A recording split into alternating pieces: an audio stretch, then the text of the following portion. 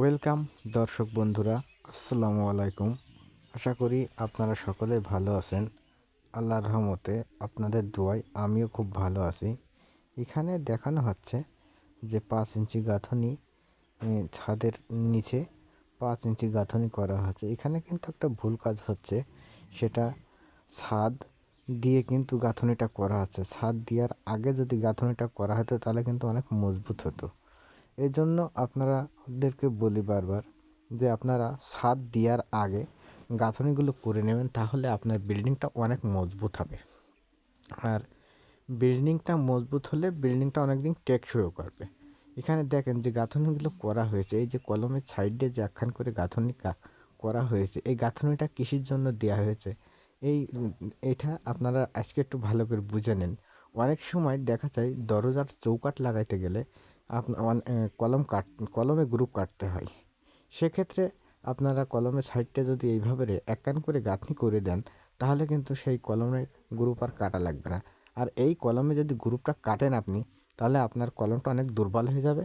এই জন্য আমরা এখন থেকে নতুন নিয়মে কলমের সাইড দিয়ে একখান করে গাঁথনি করে আমরা সেখানে দরজার চৌকাঠ লাগাবো, যাতে আমাদের কলমে আঘাত না লেগে আমরা ওই ইটটা কেটে চৌকাঠটা লাগাতে পারি। আর এখানে যে জানালার ডিজাইনটা করা হয়েছে, এই জানলার ডিজাইনটা কিন্তু বক্স জানলা। এই বক্স জানলা দেখেন কত সুন্দর করে করা হয়েছে। আমরা এখন দেখাতে যাচ্ছি আপনাদের রান্নাঘরটা দেখেন সেন্টারিং চলছে। এখানে রান্নাঘরের যে জানলাটা আছে সেই জানলাটা কিন্তু সেন্টারিং করা হচ্ছে। একটু খেয়াল করে দেখেন আমাদের মিস্ত্রি ভাইরা এখানে কিন্তু জানলার সেন্টারিং করতেছে, এখানে ঢালাই করবে সেই জন্য। আর এই কিচেনের পাশেই কিন্তু সিঁড়িঘরটা।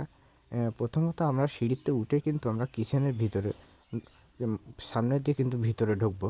সেক্ষেত্রে আপনারা এই ডিজাইনটা করতে পারেন। এমন ডিজাইনটা খুবই সুন্দর ডিজাইন। সিঁড়িঘরতে উঠে মতো কিচেন, তারপরে পাবেন বড় সড়ো একটা ডাইনিং। এবং এখানে দেখেন যে সিঁড়িঘরের সাইডে কিন্তু এই গাঁথনিটা করা হয়েছে। পিলারগুলো খুবই সুন্দর করে করা হয়েছে। আর এখানে আপনি ডাইনিংয়ের সাথেই পাচ্ছেন একটা টয়লেট।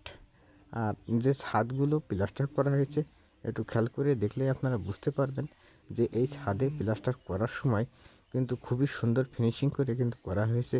এই বিল্ডিংটা মূলত আপনাদের সাথে তো বলাই হয়নি, এই বিল্ডিংটা মূলত 4টি বেডরুম দিয়ে এবং একটি কিচেন, 3টি টয়লেট দিয়ে এই বিল্ডিংটা করা। আর এখানে কিন্তু সম্পূর্ণটা বিদেশি স্টাইলের কাজ করা হচ্ছে। দেখেন ছাদ থেকে সুতো নামায়ে কিন্তু সেই ছাদ থেকে সেই সুতোটা নামায়ে আমরা টাইট করে বেঁধে নিয়ে কিন্তু আমরা প্রত্যেকটা গাঁথনি করতেছি। আর এইভাবে কিন্তু বিদেশি স্টাইলে গাঁথনিটা, মানে বিদেশের সিস্টেমে এই গাঁথনিটা হচ্ছে। আর সেক্ষেত্রে আপনারা দেখেন সেই সিস্টেমে গাঁথনি করলে গাঁথনিটা কিন্তু অনেক সুন্দর হচ্ছে। 5 ইঞ্চি গাঁথনি হচ্ছে কিন্তু অনেক সুন্দর হচ্ছে। এই দেখেন এখানে একটা সুতো টাঙানো রয়েছে।